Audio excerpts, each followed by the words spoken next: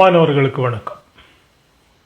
இது 10ஆம் வகுப்பில் பாடம் 2 வட்டங்கள் தொடர்கின்றன. கடந்த கிளாஸில் நாம் படித்தது என்னவெல்லாம் பாருங்கள். நான் ஏபியின் முனைப்புள்ளிகளை வட்டத்தின் பெரிய பாகத்தில் உள்ள P எனும் புள்ளியுடன் இணைத்து கோணம் Pயும் அது x டிகிரி, மையத்துடன் இணைத்து கோணம் Cயும் அது C டிகிரி உருவாக்கப்பட்டிருக்கு. இதில் நாம் படித்தது இந்த கோணம் P, அதாவது Pயில் உருவான கோணம் x டிகிரி என்பது மையத்தில் உருவான கோணம் Cயின் பாதியாகும். அதாவது ஒரு நாணின் முனைப்புள்ளிகளை பெரிய பாகத்தில் உள்ள புள்ளியுடன் இணைக்கும் போது கிடைக்கும் கோணம் அந்த நாணின் முனைப்புள்ளிகளை மையத்துடன் இணைக்கும் போது கிடைக்கும் கோணத்தின் பாதியாகும். பாருங்கள், இந்த அளவுகளை பார்க்கும் பொழுது மையத்தில் உருவான கோணம் 111 டிகிரி, பெரிய பாகத்தில் உருவாகும் கோணம் பாருங்கள் அதனுடைய பாதி 55 டிகிரி. பாருங்கள், அந்த நாணின் இடத்தை சற்று மாற்றி பார்க்கலாம். இப்போது பாருங்கள், இப்போதும் அதே பாதிதான்.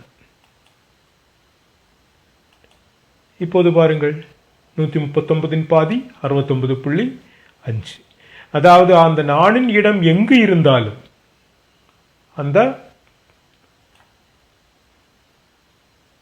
அந்த ரெண்டு கோணங்களுக்கிடையே உள்ள தொடர்பு மாறுவதில்லை. பாருங்கள்,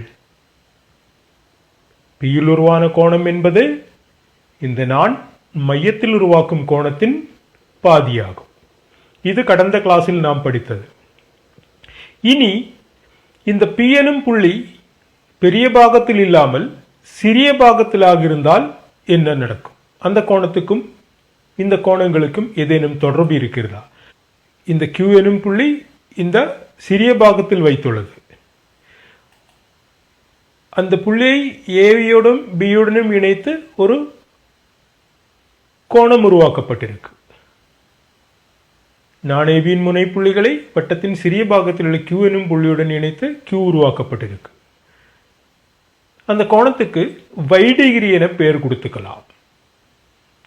இப்போது இந்த சிறிய பாகத்தில் உருவான y டிகிரி என்ற கோணத்திற்கும் அந்த நாண் மையத்தில் உருவாக்கும் கோணமான C டிகிரிக்கும் அதே நாண் பெரிய பாகத்தில் உள்ள Pயில் உருவாக்கும் கோணத்திற்கும் ஏதேனும் தொடர்பு உள்ளதா?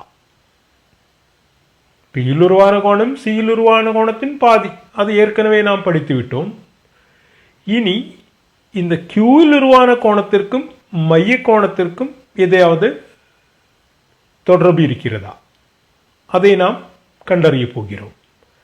பாருங்கள், அதற்காக OQ வரைகிறோம். இப்போது பாருங்கள், ஓயிலிருந்து Q வரைக்கும் ஒரு கோடு, அது இந்த வட்டத்தினுடைய ஆரமும் கூட. அப்படி ஒரு ஆரம் வரைந்திருக்கிறோம். அந்த ஆரம் Yயில் உருவான கோணத்தை என்ன செய்கிறது என்று பாருங்கள், 2 பாகங்களாக பிரிக்கிறது. அந்த பிரிவினை எப்படி சமமாகுமா? ஆக வாய்ப்பில்லையே. ஏனென்றால் Qவின் இடம் மாறும் பொழுது அந்த பிரிவினையும் மாறும் அல்லவா? பாருங்கள்,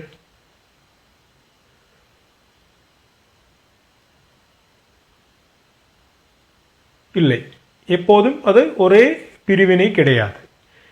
அப்பாவது அந்த 2 கோணங்களும் 2 அளவுகள், அந்த Qவின் இடம் மாறும் பொழுது அந்த அளவுகளும் மாறும் அல்லவா? அப்படி எனில் இந்த 2 பாகங்களையும் 2 நிறங்கள் கொடுத்திருக்கிறோம். பாருங்கள், ஏனென்றால் அவை ரெண்டும் 2 கோணங்கள். இந்த 2 கோணங்களுக்கும் ஒரு கோணத்துக்கு R டிகிரி என்றும் இன்னொரு கோணத்துக்கு S டிகிரி என்றும் பெயர் கொடுத்திருக்கிறோம். இப்போது Y கிடைக்க வேண்டுமெனில் இந்த ஆரையும் எஸ்ஸையும் கூட்டிக் கொண்டால் போதும். பாருங்கள், Qவில் உருவான கோணம் Y கிடைக்கிறதுக்கு நாம் என்ன செய்ய வேண்டும்? R டிகிரி, அதாவது இந்த சிறிய முக்கோணமான OAQ என்ற முக்கோணத்தில் R டிகிரியையும் அதே மாதிரி வலது பக்கத்தில் உள்ள முக்கோணமான OQBயில் உள்ள S டிகிரியையும் கூட்டிக் கொண்டால் இந்த Qவில் உருவான கோணம் நமக்கு கிடைக்கும். முதலில் இந்த ஆர்க் டிகிரி கோணம் எவ்வளவு என்று பார்க்கலாம். அதற்கு நாம் இந்த இடது பக்கத்தில் உள்ள முக்கோணத்தை எடுத்துக்கொள்வோம். OAQ என்ற முக்கோணம். அது எப்படிப்பட்ட முக்கோணம்? பாருங்கள், அதில் OA என்பது வட்டத்தினுடைய ஆரம், அதேபோல் OQ என்பதோ அதுவும் வட்டத்தினுடைய ஆரம்தான். அப்படியெனில் இது எந்த மாதிரி முக்கோணம்? அது ஒரு இருசமபக்க முக்கோணம். ஒரு இருசமபக்க முக்கோணத்தினுடைய சிறப்புகளை பற்றி நாம் படித்திருக்கிறோம் அல்லவா? அது என்ன? ஆம், ஒரு இருசமபக்க முக்கோணத்தில் இரண்டு பக்கங்களும் சமம், சம பக்கங்களுக்கு எதிரேயுள்ள கோணங்களும் சமம். இதில் சமமான பக்கங்கள் எவையெல்லாம்? OAயும் OQவும் ஆகும். அந்த ரெண்டு பக்கங்களுக்கு எதிரேயுள்ள கோணங்கள், அதாவது OAயின் கோணம் எதிரேயுள்ள கோணம் என்பது 6 டிகிரி என நாம் கொடுத்திருக்கிறோம். அப்படியெனில் OQவுக்கு எதிரான கோணம், அதாவது ஏயில் உருவான கோணம் எத்தனை டிகிரியாக இருக்கும்? அதுவும் 6 டிகிரியாகத்தான் இருக்கும். அப்போது இந்த முக்கோணத்தினுடைய ரெண்டு கோணங்கள் நமக்கு தெரியும். இப்போது 6 டிகிரி 6 டிகிரி. மூன்றாவது கோணமான இந்த மையத்தில் உருவான கோணம் எத்தனை டிகிரியாக இருக்கும்? அப்போது ஒரு முக்கோணத்துடைய 3 கோணங்களையும் கூட்டினால் எத்தனை டிகிரி என கிடைக்க வேண்டும்? 180 டிகிரி என கிடைக்க வேண்டும். அதில் ரெண்டு கோணங்கள் 6 டிகிரி 6 டிகிரி, கூட்டும்போது 2R. அப்போது இந்த மையத்தில் உருவான கோணம் கிடைக்க வேண்டுமெனில் 180 இந்த ஆரையும் 2R கழிக்க வேண்டும். அதாவது அந்த மையத்தில் உருவான கோணம் என்பது 180 - 2R டிகிரி. இப்போது பாருங்கள், இந்த சிறிய முக்கோணத்தின் 3 கோணங்களையும் நாம் கண்டுபிடித்து விட்டோம். ஒன்று 6 டிகிரி எனில் அடுத்ததும் 6 டிகிரி, மையத்தில் உருவான கோணம் 180 - 2R டிகிரி. இனி வலது பக்கத்தில் உள்ள முக்கோணத்தை கவனியுங்கள். அதுவும் இதே போல் தானே, அதனுடைய 2 பக்கங்கள் ஆரங்கள் அல்லவா? அதில் ஒரு ஆரத்துக்கு எதிரான பக்கம் தானே S டிகிரி. அப்போது பிற ஆரத்துக்கு எதிரான பக்கமான இந்த பியில் உருவான கோணம் எத்தனை டிகிரியாக இருக்கும்? அதுவும் S டிகிரியாக தான் இருக்கும். அப்படி எனில் இந்த மையத்தில் உருவான கோணமோ அது எத்தனை degree? S degree S degree, அப்ப 2S டிகிரி. அதை மொத்த தொகையான 180 கழிக்கும் போது இந்த மையத்தில் உருவான கோணம் நமக்கு கிடைக்கும். அதாவது 180 - 2S டிகிரி. இப்போது பாருங்கள், இந்த மையத்தில் உருவான கோணம் C கிடைப்பதற்கு இந்த சிகப்பு கோணத்தையும் வயலட் கோணத்தையும் கூட்டினால் போதும் அல்லவா? அதாவது முதல் முக்கோணத்தில் இருக்கக்கூடிய 180 - 2R, இரண்டாவது முக்கோணத்தில் இருக்கக்கூடிய 180 - 2S கூட்டும் போது நமக்கு C என்கிற கோணம் கிடைக்கும். மைய கோணம் கிடைப்பதற்கு 180 - 2R 180 - 2S கூட்டிக் கொள்ள வேண்டும். இதில் பாருங்கள், இங்கு ஒரு 180 இருக்கு, இங்கு ஒரு 180, கூட்டும் போது எவ்வளவு என்று கிடைக்கும்? 360. ஒரு தடவை -2R, இங்கு ஒரு தடவை -2S. அதாவது 360 - 2R - 2S. இதுல பாருங்க, முதல்ல 2R கழிச்சிருக்கோம், பின்ன 2S கழிக்கிறோம். அதாவது 2R 2S கூட்டிட்டு கழிச்சா போதும் இல்லையா? அந்த -2 வெளியே எடுக்கும் போது -2 பெருக்கல் R + S என கிடைக்கும். அதாவது C சமம் 360 - 2 பெருக்கல் R + S. இதில் R + S என்றால் என்ன? பாருங்கள், இந்த Qவில் உருவான கோணம் அல்லவா? ஆரையும் எஸ்ஸையும் கூட்டும் போது நமக்கு Y கிடைக்க வேண்டுமே. அப்படி எனில் இந்த R + S இடத்தில் நாம் என்ன எழுதி கொள்ளலாம்? Y என்று எழுதி கொள்ளலாம். பாருங்கள், C சமம் 360 - 2Y. அதாவது இப்போது நமக்கு இந்த மைய கோணத்துக்கும் Qவில் உருவான கோணத்திற்கும் இடையே உள்ள தொடர்பு நாம் கண்டுபிடித்து விட்டோம். இதில் Y தானே நமக்கு கண்டுபிடிக்க வேண்டும். வலது பக்கத்தில் இருக்கு, அதை இடது பக்கத்துக்கு கொண்டு செல்லலாம். அது குறையாக இருக்கு, எனவே இடது பக்கத்துக்கு போகும்போது அது மிகையாகும். வலது பக்கத்தில் உள்ள C மிகையாக இருக்கு, அது வலது பக்கம் வரும்போது அது குறையாக மாறும். பாருங்கள், அப்போது நமக்கு 2Y சமம் 360 - C என கிடைக்கும். ஆனால் நமக்கு கண்டுபிடிக்க வேண்டியது Y அல்லவா? அதன் இருமடங்கு தான் நம்மிடம் உள்ளது இப்போது. அப்போது அதை பாதியாக்க வேண்டுமே. அப்போது Y கிடைக்க வேண்டுமெனில் Y என்பது 2Yன் பாதி. இடது பக்கத்தில் மட்டும் பாதியாக்கினால் போதுமா? வலது பக்கமும் பாதியாக்க வேண்டுமே. அப்போ 360 பாதியிலிருந்து C பாதியை கழிக்க வேண்டும். 360 பாதி எத்தனை? 180. C பாதி C/2. அதாவது y சமம் 180 மைனஸ் c/2. இதுதான் அந்த கியூவில் உருவான கோணத்திற்கும் மைய கோணத்துக்கும் உள்ள தொடர்பு. பாருங்கள், சியில் உருவான அந்த கியூவில் உருவான கோணம் கிடைக்க வேண்டுமெனில் என்ன செய்ய வேண்டும்? பை டிகிரி கிடைக்க வேண்டுமெனில் என்ன செய்ய வேண்டும்? 180 சியின் பாதியை கழிக்க வேண்டும். இதிலிருந்து எதை கழிக்க வேண்டும்? 180 டிகிரியிலிருந்து சி என்பது மையக்கோணம், மையக்கோணத்தின் பாதியை கழிக்க வேண்டும். அதாவது ஏபி எனும் நான் சிறிய பாகத்தில் உருவான கோணம் கிடைப்பதற்கு 180 இந்த நான் மையத்தில் உருவாக்கும் கோணத்தின் பாதி c/2 அதை கழிக்க வேண்டும். அதை இவ்வாறு எழுதி கொள்ளலாம். பாருங்கள், நான் ஏபி வட்டத்தின் சிறிய பாகத்தில் உள்ள கியூவில் உருவாக்கும் கோணம் அது மையத்தில் உருவாக்கும் கோணத்தின் பாதியை 180 கழித்ததாகும். இதில் இன்னொரு காரியமும் கூட இருக்கிறது. பாருங்கள், இந்த மைய கோணத்தின் பாதி என்பது பெரிய பாகத்தில் உள்ள பியில் உருவான கோணம் அல்லவா? அப்படியெனில் இந்த மைய கோணத்தின் பாதியை கழிப்பதற்கு பதிலாக பியில் உருவான கோணத்தை கழித்துக் கொள்ளலாமே. ஏனென்றால் அவை ரெண்டும் சமம்தான். c/2 என்பது கோணம் பிக்கு சமம். அப்போது இந்த சமன்பாட்டை சற்று மாற்றி இப்படியும் எழுதி கொள்ளலாம். q சமம் 180 மைனஸ் கோணம் பி. சிறிய பாகத்தில் உருவான கோணம் கிடைப்பதற்கு 180 பெரிய பாகத்தில் இருந்த கோணத்தை கழித்தால் போதும். பாருங்கள், இந்த 3 கோணங்களுக்கு இடையே உள்ள தொடர்புகள் இவைதான். இதில் இன்னொரு காரியமும் கூட இருக்கிறது. பாருங்கள், கியூவில் உருவான கோணம் கிடைப்பதற்கு 180 பியை கழிக்க வேண்டும். அப்படி இல்லை, இந்த பியை இடது பாகம் கொண்டு செல்லும் பொழுது என்னவாகும்? பாருங்கள், இது குறையாக இருக்கிறது, இடது பக்கம் போகும்போது அது மிகையாக மாறும். அதாவது q பிளஸ் பி சமம் எவ்வளவுன்னு கிடைக்கும்? 180. அதாவது பெரிய பாகத்தில் உள்ள கோணமும் சிறிய பாகத்தில் உள்ள கோணமும் கூட்டினால் எத்தனை என்று கிடைக்கும்? அது 180 டிகிரி என கிடைக்கும். ஒரு நான் வட்டத்தின் பெரிய பாகத்தில் உருவாக்கும் கோணமும் அது சிறிய பாகத்தில் உருவாக்கும் கோணமும் கூட்டும் போது எத்தனை டிகிரி என்று கிடைக்கிறது? 180. அது இன்னொரு தொடர்பு. பாருங்கள், இப்போது நாம் 3 தொடர்புகளை படித்துக் கொண்டோம். முதலில் படித்த தொடர்பு என்பது பெரிய பாகத்தில் உருவான கோணம் மைய கோணத்தின் பாதி. பிறகு படித்தது சிறிய பாகத்தில் உருவாகும் கோணம் 180 மைய கோணத்தின் பாதியை கழித்தது, y சமம் 180 மைனஸ் c/2. பிறகு படித்தது இந்த கோணம் பியும் கோணம் வையும் கூட்டும் போது எவ்வளவு கிடைக்குது? 180 டிகிரி. இந்த 3 கருத்துக்களும் வட்டங்கள் என்ற பாடத்தில் மிக முக்கியமான கருத்துக்களாகும். பாருங்கள், இப்போது நாம் படித்த அந்த கருத்து ஒரு நான் வட்டத்தை ஒரு சிறிய பாகமாகவும் பெரிய பாகமாகவும் பிரித்துக் கொள்கிறது எனதான் எடுத்துக்கொண்டோம்.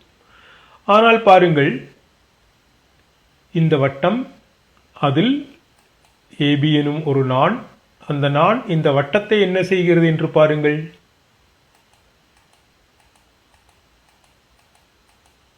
இரண்டு துண்டுகளாக பிரிக்கிறது.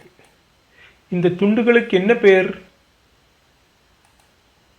பாருங்கள், ஒரு பாகத்தில் வில் என எடுத்துக்கொண்டால் அடுத்த பாகத்தில் அது மீதிவில் அல்லது நிரப்புவில் அல்லது எதிர்வில், எப்படி வேண்டுமானாலும் சொல்லிக்கொள்ளலாம். ஒரு வில்லுக்கு அடுத்தது மீதிவில், ஒரு வில் சிறியதாகும் பொழுது அடுத்தது பெரியதாகும். அந்த நாணின் இடம் மாறிக்கொள்ளும் பொழுது வில்லின் நீளமும் பாருகிறது. பாருங்கள், இப்போது கீழே இருப்பது வில், மேலே இருப்பது எதிர்வில். ஒரு வில்லும் எதிர்வில்லும், இப்படித்தான் அந்த பிரிவினை வருகிறது. அதன் மைய கோணங்களை பாருங்கள். இப்போது இந்த சிறிய வில்லின் மைய கோணம் என்பது இந்த நீல கோணம். சிறிய வில் என்பது அரை வட்டத்தை விட சிறியது அல்லவா? எனவே இந்த கோணம் 180 விட குறைவாகும். ஆனால் இந்த பெரிய வில், அதன் எதிர்வில்லின் மைய கோணம் எது? அந்த பெரிய வில் என்பது அரைவட்டத்தை விட பெரியது அல்லவா? அப்போது அதன் மைய கோணம் கண்டிப்பாக எதை விட கூடுதலாக இருக்க வேண்டும்? அரைவட்டத்தின் மைய கோணம் 180 டிகிரி. அப்படியெனில் அது 180 டிகிரியை விட கூடுதலாக இருக்க வேண்டும் அல்லவா?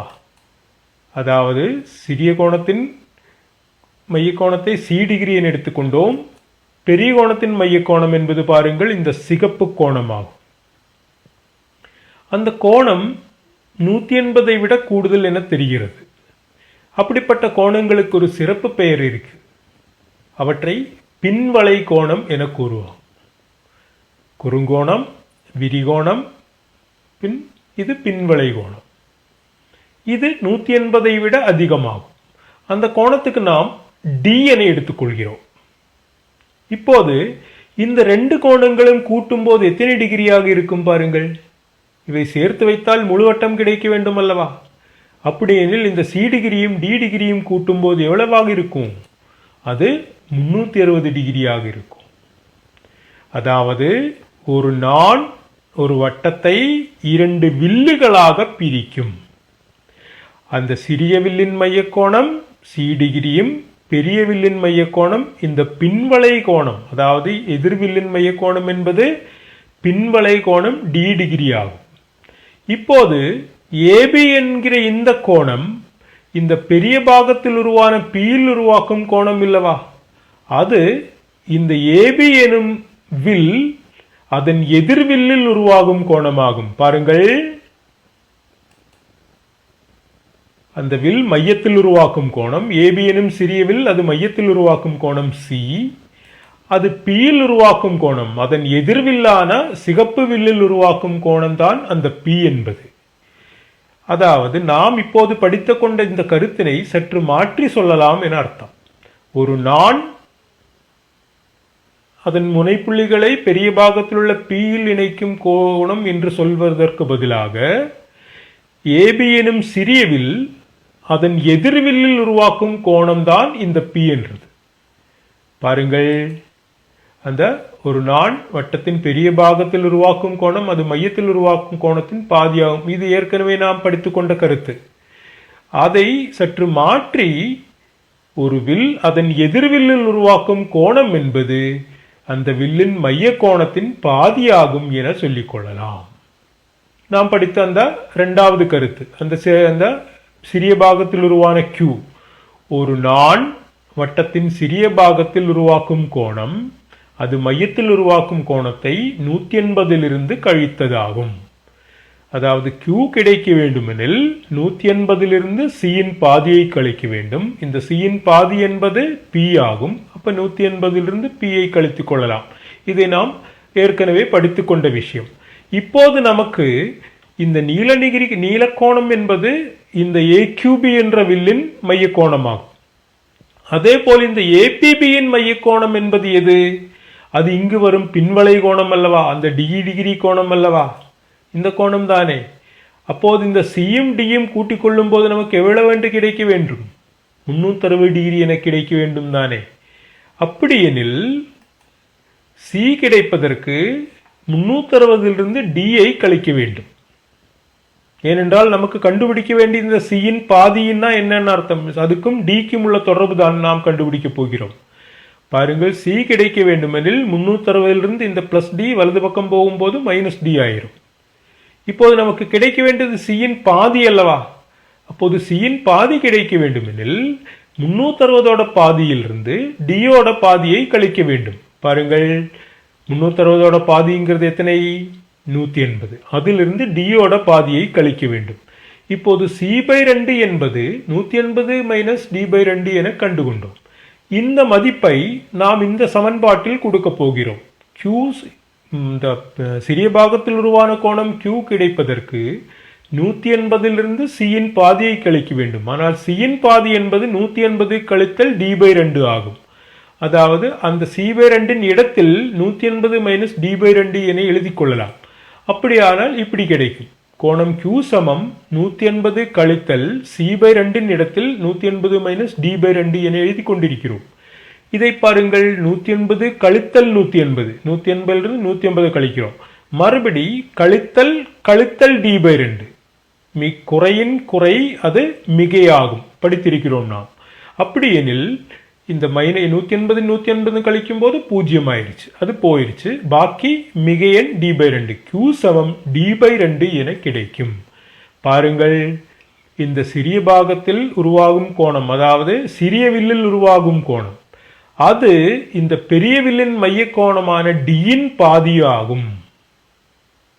அப்படியெனில் நமக்கு இந்த கருத்தை இப்பொழுது முழுமையாக சொல்லிக் கொள்ளலாம். ஒரு வில் அதன் எதிர்வில்லில் உருவாக்கும் கோணம் அது மையத்தில் உருவாக்கும் கோணத்தின் பாதியாகும். சிறிய வில்லா இருந்தாலும் சரி, பெரிய வில்லா இருந்தாலும் சரி, வில்லா இருந்தாலும் சரி, எதிர்வில்லாக இருந்தாலும் சரி, எந்த வில்லாக இருந்தாலும் அது ஒரு வில் அதன் எதிர்வில்லில் உருவாக்கும் கோணம். இந்த பச்சை நிற வில் அந்த எதிர்வில்லான சிகப்பு நிற வில்லில் Pயில் உருவாக்கும் கோணம் என்பது இந்த பச்சை நிற வில்லான Cயின் மைய கோணத்தின் பாதியாகும். இனி திருப்பி சொல்லும் பொழுது, இந்த பெரிய வில் எதிர்வில்லான சிகப்பு வில் அதன் எதிர்வில்லில் உருவாக்கும் கோணம் என்பது இந்த Qவில் உருவாக்கக்கூடிய கோணம். அது கிடைக்க வேண்டுமெனில் அந்த பெரிய வில்லின் மைய கோணம் D ஓட பாதியாகும். அதுதான் இந்த கருத்தின் முழுமை. அதாவது ஒரு வில் அதன் எதிர்வில்லில் உருவாக்கும் கோணம் அது மையத்தில் உருவாக்கும் கோணத்தின் பாதியாகும். இது இந்த பாகத்தில் வரும் இன்னொரு முக்கியமான கருத்து ஆகும். இந்த கருத்துக்களை நீங்கள் நோட்டு புத்தகத்தில் எழுதி கொள்ளுங்கள். இனி நாம் இப்போது படித்த இந்த கருத்துக்களை பயன்படுத்தியுள்ள சில கேள்விகளை பார்ப்போம். பாருங்கள், இதோ ஒரு கேள்வி. படத்தில் கோணம் O, கோணம் P, கோணம் Q இவைகளில் தரப்படாத கோணங்களை உரிய இடத்தில் தட்டச்சு செய்து செக் செய்க. அதாவது இது ஒரு ஜியோஜிப்ரா செயல்பாடு. நாம் இந்த வட்டத்தில் ஒரு சிறிய வில்லும் பெரிய வில்லும் உருவாக்கப்பட்டுள்ளது. AQB என்பது சிறிய வில், APB என்பது பெரிய வில். இந்த சிறிய வில் அதன் எதிர்வில்லான பெரிய வில்லில் உருவாக்கும் கோணம் P. சிறிய வில் மையத்தில் உருவாக்கும் கோணம் 116, அது O, அது கொடுக்கப்பட்டிருக்கு. ஆனால் எதிர்வில்லில் உருவாக்கப்பட்ட கோணம் P கொடுக்கப்படவில்லை. அதேபோல் பெரிய வில்லான APB என்பது சிறிய வில்லான AQBயில் உருவாக்கப்பட்ட கோணம் Q, அதுவும் தரப்படவில்லை. இந்த மைய கோணத்தை வைத்துக்கொண்டு பிற இரு கோணங்களை நாம் கண்டறிய வேண்டும். கண்டறிந்து அவைக்கு உரிய இடத்தில் தட்டச்சு செய்து செக் பட்டன் அழுத்தும் பொழுது இந்த நாம் கொடுத்த பதில் சரியா தவறா என்று அதுவே நமக்கு காட்டும்படியான ஒரு அமைப்பு இது. பாருங்கள், AQB என்ற சிறிய வில் மையத்தில் உருவாக்கும் கோணம் 116 டிகிரி. நாம் படித்திருக்கிறோம், ஒரு வில் அதன் எதிர்வில்லில் உருவாக்கும் கோணம் என்பது அதன் மைய கோணத்தின் பாதியாகும். எனவே இந்த கோணம் P என்பது இந்த மைய கோணத்தின் பாதியாகும். மைய கோணம் எவ்வளவு என்று வந்துள்ளது? 116 டிகிரி. அதனுடைய பாதிதான் கோணம் P என நமக்கு தெரியும். 116 பாதி என்பது எவ்வளவு? 100 பாதி 50, 16 பாதி 8. அப்போது அது கோணம் P யின் அளவு எவ்வளவாக இருக்கும்? அது 58 இருக்கும். அங்கே தட்டச்சு செய்யலாம் 58. இனி கோணம் Qவும் கண்டுகொள்ளலாமே. பாருங்கள், இந்த கோணம் P 58 எனில் கோணம் Q எவ்வளவாக இருக்கும்? கோணம் Pயும் கோணம் Qவும் கூட்டினால் 180 கிடைக்க வேண்டுமே. 58உடன் எத்தனை கூட்டினால் 180 கிடைக்கும்? 58உடன் 2ஐ கூட்டினால் 60. 60 கூட எவ்வளவு கூட்டினால் 80? 20. அப்போது முதலில் 2, இப்போது 20. 22 கூட்டி ஆயிற்று. இப்போது நமக்கு 80 என கிடைத்திருக்கு. இனி 180க்கு எவ்வளவு வேண்டும்? இன்னொரு 100. அப்போது எவ்வளவு? 122. அதை தட்டச்சு செய்து கொள்ளலாம். 1 2 2 122 டிகிரி. இனி இந்த செக் பட்டன் அழுத்தும் பொழுது இந்த பதில்கள் சரியா தவறா என நமக்கு தெரியும். பாருங்கள், அந்த 2 பதிலும் சரியான பதில்தான். இதில் ஒரு விசேஷம் என்னவென்றால், இந்த ஒரு எண் தவறாக நாம் கொடுத்து விட்டோம் என்று வைத்துக் கொள்ளுங்கள். 120 என கொடுத்தோம் என்று வைத்துக் கொள்ளுங்கள். செக் செய்யும் பொழுது அது தவறு என்று நமக்கு வரும். அதனுடைய சரியான பதிலும் எவ்வளவு என்று நமக்கு காட்டும். இந்த மாதிரி ஒரு அமைப்பு. இன்னொரு செயல்பாடு செய்யலாமே. அதற்காக நியூ கொஸ்டின் அழுத்தினால் போதும். பாருங்கள், வேறொரு செயல்பாடு வருகிறது. அதில் மைய கோணம் தரவில்லை, கோணம் Q தான் தரப்பட்டுள்ளது. இதை வைத்துக்கொண்டு கோணம் கோயும் கோணம் Pயும் கண்டுகொள்ள வேண்டும். பாருங்கள், எப்படி கண்டுகொள்வது என்று பார்க்கலாம். கோணம் ஏக்யூபி 122 என கொடுக்கப்பட்டுள்ளது. இதை வைத்துக்கொண்டு மைய கோணத்தையும் கண்டுபிடிக்க வேண்டும், இந்த எதிர்வில்லில் உருவான கோணம் பியையும் கண்டுபிடித்துக் கொள்ள வேண்டும். நமக்கு முதலில் எது கண்டுபிடிப்பது ஈஸி, எளிது? பாருங்கள், இந்த கோணம் கியூவும் கோணம் பியும் கூட்டும் போது எவ்வளவு என்று கிடைக்க வேண்டும்? அது ரெண்டும் கூட்டும் போது 180 என கிடைக்க வேண்டும் அல்லவா? 122 கூட எவ்வளவு கூட்டினால் 180, 122 கூட எவ்வளவு கூட்டினால் 130, 8. இப்போது 130க்கு வந்துட்டோம். இனி 180க்கு போக வேண்டுமெனில் இனி ஒரு 50ஐயும் கூட கூட்ட வேண்டும். அப்போது முதலில் 8, பிறகு 50. அப்போது எத்தனை ஆயிட்டு? கோணம் பியின் அளவு எவ்வளவா இருக்கும்? 58. அது பியோட இடத்தில் தட்டச்சு செய்து கொள்ளலாம், 58. அப்ப பியின் மதிப்பு 58 எனில் கோணம் ஓ மைய கோணம் எவ்வளவு? இந்த மைய கோணத்தின் பாதி அல்லவா இந்த 58. அப்போது மைய கோணம் எத்தனை டிகிரி? 58, 58, அதனுடைய 2 மடங்கு. 50, 50, 100, 8, 8, 16, 116. ஓயின் அளவு 116. செக் செய்து கொள்ளலாமே. பாருங்கள், பாருங்கள், 2 பதில்களும் சரியான பதில்கள். பக்க எண் 53 உள்ள முதல் கேள்வியை பார்ப்போம். கீழ்காணும் படங்கள் அனைத்தும் ஓ வட்டமையும் வட்டத்திலுள்ள புள்ளிகளும் ஆகும். ஏபிசி எனவே வட்டத்திலுள்ள புள்ளிகளும் ஆகும். ஏபிசி ஓபிசி என்ற முக்கோணங்களின் எல்லா கோணங்களையும் கணக்கிடுவார். 3 படங்கள் கொடுக்கப்பட்டிருக்கு. அந்த படங்களில் சில கோணங்களும் கொடுக்கப்பட்டிருக்கு. ஒன்றாக செய்து கொள்ளலாம். முதலில் முதல் படத்தை எடுத்துக்கொள்ளலாம். அதில் முதல் படத்தில் கவனியுங்கள், ஏபிசி என 3 புள்ளிகள் வட்டத்தில் அமைந்துள்ளது. ஓ மையம், ஓசி என்பது ஆரம், ஓபி என்பதும் ஆரம்.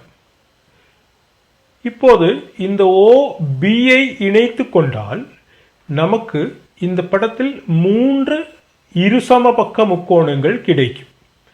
அதில் இந்த இடது பக்கத்தில் உள்ள ஓஏபி என்ற இருசம பக்க முக்கோணத்தின் ஒரு கோணம்தான் 20 டிகிரி. வலது பக்கத்தில் உள்ள இருசம பக்க முக்கோணத்தின் ஒரு கோணம்தான் 30 டிகிரி. இந்த 30 டிகிரியும் 20 டிகிரியும் வைத்துக்கொண்டு அந்த முக்கோணத்தில் உள்ள அனைத்து கோணங்களையும் நாம் கண்டுகொள்ளலாமே.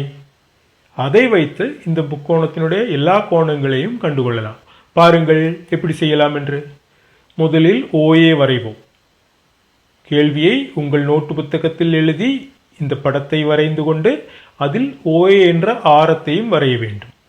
இப்போது கவனியுங்கள், இந்த இடது பக்கத்தில் உள்ள முக்கோணமான ஓஏபியில் உள்ள கோணங்கள் என்னவெல்லாம்? அந்த ஓஏபியின் கோணங்கள் எதெல்லாம்? ஓபிஏ எத்தனை டிகிரி? அது கேள்வியில் கொடுக்கப்பட்டிருக்கு. அது 20 டிகிரி. அந்த முக்கோணம் எப்படிப்பட்ட முக்கோணம்? அது ஒரு இருசம பக்க முக்கோணம். ஓஏயும் ஓபியும் வட்டத்தினுடைய ஆரங்களாகும். அப்படியெனில் அந்த பக்கங்களுக்கு எதிரேயுள்ள கோணங்களும் சமமாகும். இந்த 20 டிகிரி என்கிறது எந்த பக்கத்துக்கு எதிரான கோணம்? ஓஏ என்ற பக்கத்துக்கு எதிரான கோணம் அல்லவா? அப்படியெனில் ஓபி என்ற பக்கத்துக்கு எதிரான கோணமான இந்த ஏயில் உருவான கோணம் அது எத்தனை டிகிரியாக இருக்கும்? அதுவும் 20 டிகிரியாகத்தான் இருக்க வேண்டும். அதாவது ஓஏபி சமம் எத்தனை டிகிரி? அதுவும் 20 டிகிரி. இப்போது இந்த முக்கோணத்தினுடைய 2 கோணங்கள் நாம் கண்டுபிடித்து விட்டோம். அப்போது மையத்தில் உருவான கோணம் எத்தனை டிகிரி? 20 20 கூட்டினால் 40. மொத்தம் ஒரு முக்கோணத்தின் கோணங்களின் தொகை 180. 180 40 கழிக்கும் போது எத்தனை என்று கிடைக்கும்? அது பிஓஏ சமம் 140 டிகிரி என கண்டுகொள்ளலாம். இது இடது பக்கத்தில் உள்ள கோணங்கள். இனி வலது பக்கத்தில் உள்ள முக்கோணங்களும் முக்கோணமும் அதே மாதிரி தானே, அதுவும் ஒரு இருசம பக்க முக்கோணம் தான். அதில் கொடுக்கப்பட்ட கோணம் என்பது பாருங்கள், முக்கோணம் ஓஏசியின் கோணங்கள் ஓசிஏ சமம் 30 டிகிரி என கொடுத்திருக்கு. அப்படியெனில் இந்த ஏயில் உருவான கோணமான ஓஏசி எத்தனை டிகிரி? அதுவும் 30 டிகிரி தான். அப்படியெனில் மையத்தில் உருவான கோணமோ அது எத்தனை டிகிரி? 30 30 60, மொத்த தொகை 180. அப்போது இந்த ஓயில் உருவான கோணம் கிடைப்பதற்கு 180 60 கழிக்க வேண்டும். அது 120. இப்போது பாருங்கள், இந்த மையத்தில் உருவான கோணம் இடது பக்கத்தில் 140, வலது பக்கத்தில் 120. அதே போல் இந்த ஏயில் உருவான 2 கோணங்கள் எத்தனை டிகிரி? ஒன்று இங்கே 60 டிகிரி, இங்கே 30 டிகிரி. கூட்டும்போது ஏயில் உருவான பெரிய கோணம் எத்தனை டிகிரியாக இருக்கும்? அது 50 டிகிரியாக இருக்கும். அதாவது முக்கோணம் ஏபிசியில் ஏயில் உருவான கோணம் என்பது பிஏசி சமம் 50 டிகிரி ஆகும். அப்படி எனில் இந்த பிஓசி எத்தனை? அதோட இருமடங்கள்ல பாருங்கள், இந்த சிறியவில் அதன் பெரிய வில்லில் உருவாக்கும் கோணம்தான் அந்த 50 டிகிரி. அப்படி எனில் அது மைய கோணத்தின் பாதி தானே.